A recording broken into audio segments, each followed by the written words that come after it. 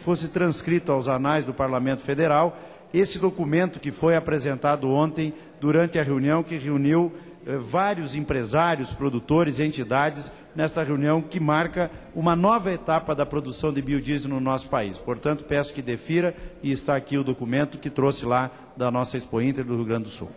Muito bem. Com a palavra, o deputado José Bengtson, PTB do Pará. Para o grande Senhor presidente, senhoras e senhores deputados, é com muita alegria que estamos ocupando esta tribuna nesta tarde, nesse grande expediente. E eu começo com a palavra de gratidão. Gratidão a Deus, que tem estado conosco, ao povo do Pará, à família evangélica daquele estado, somada a outras tantas cristãs que nos deram este mandato. É a terceira vez que estamos nesta casa, pela terceira vez, com mais de 112 mil votos. Numa eleição difícil, muito disputada, mas com a graça de Deus, nós aqui estamos. E eu tenho dois assuntos para abordar hoje. Quero fazer um agradecimento ao povo, às instituições que nos apoiaram e, em segundo plano, eu quero falar um pouco, debater um pouco sobre a reforma eleitoral que estão querendo trazer para essa casa. Porque não é reforma política, é uma reforma eleitoral, alguma mudançazinha nos critérios de eleições. Isso farei daqui a pouco. Eu quero fazer menção, senhor presidente, de algumas coisas que acontecem no Brasil, boas, e que notícia boa não gera notícia, não gera manchete, não gera jornal, não gera televisão. A imprensa, evidentemente, sempre anda atrás só das notícias ruins. No nosso estado, no Pará, nós temos um grupo de trabalho na nossa organização religiosa que está executando uma tarefa extraordinária nos presídios de Belém e do interior do Pará. Presídios estes que eu chamo a atenção desta casa, não é só no Pará, em qualquer parte do Brasil, não é presídio, é um amontoado de seres humanos. É muito difícil ir a um lugar daquele e não se emocionar. Não importa quem está lá, se é um criminoso, se é uma pessoa que cometeu um pequeno delito, mas é terrível. E aquela organização nossa, 100% Liberdade, está fazendo um trabalho extraordinário, não só de visita aos presídios, não só de evangelização, mas, senhor presidente, à medida que os anos vão passando e convivendo com todas as classes sociais, nós vamos aprendendo algumas coisas tristes. Por exemplo, o que leva uma pessoa que recebeu um habeas corpus hoje, daqui 2 ou 3 dias, deputado Silas, estar de volta à prisão? Dívida contraída durante o período que esteve preso. Naquele período, alguém lá fora sustentou a família daquela pessoa. O Estado não o fez. E, evidentemente, ao sair dali, aquela pessoa já recebe ou uma droga para vender, ou uma arma para voltar a praticar a delinquência.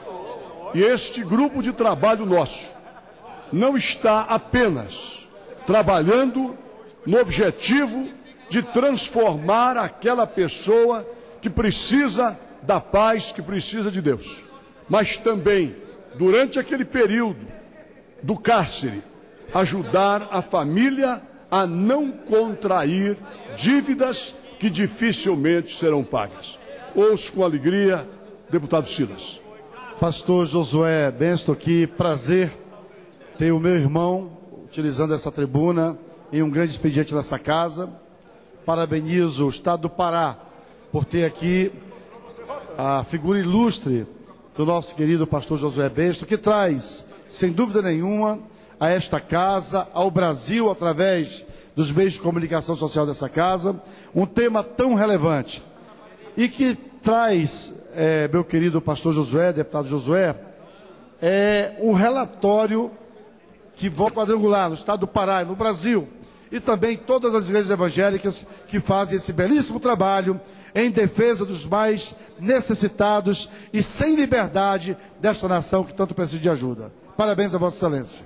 Agradeço ao deputado Silas Câmara e quero, finalizando esse comentário inicial do meu pronunciamento, parabenizar a equipe 100% Liberdade, na pessoa do pastor Valber Duarte e todos aqueles que compõem aquele trabalho, que tem levado materiais de trabalho para os presos, inclusive pintando as cadeias, levando tinta, levando pincel, levando material de limpeza para que os próprios presos cuidem daquele local onde estão.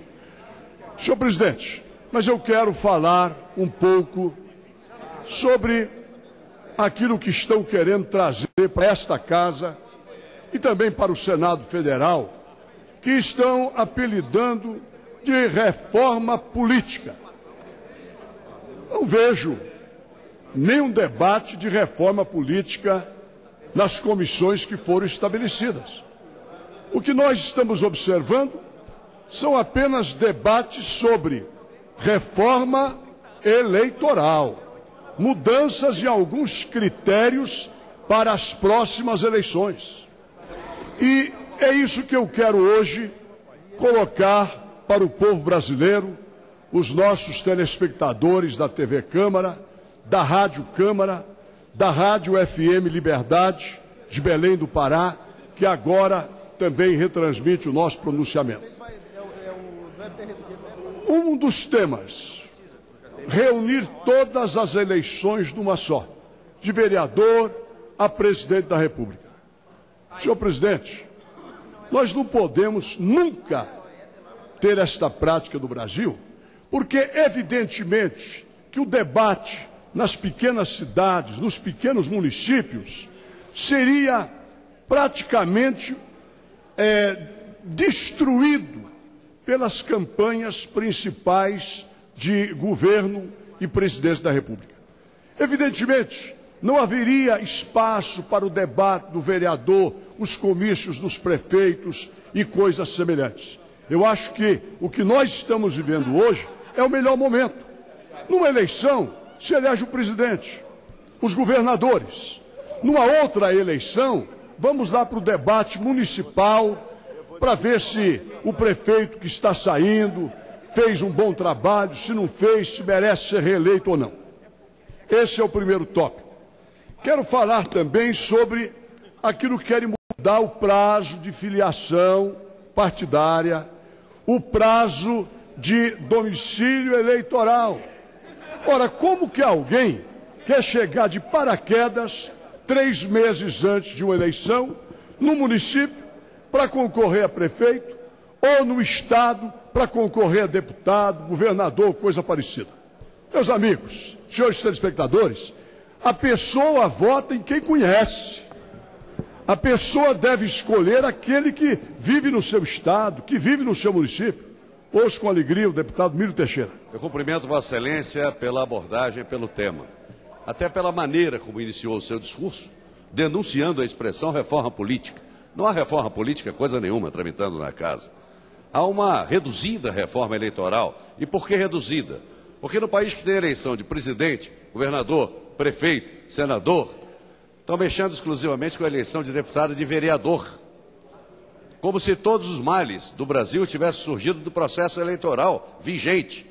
E o que se vê é que os regimes que não têm eleição, a participação nas eleições municipais, nas eleições gerais, o povo discute nas ruas, nas esquinas, e querem falar em fortalecimento de que partidos políticos? Dos que estão lá na denúncia do mensalão ou de outros processos? Eu lamento. Apresentarei aqui os meus pontos de vista e as minhas provas no momento oportuno.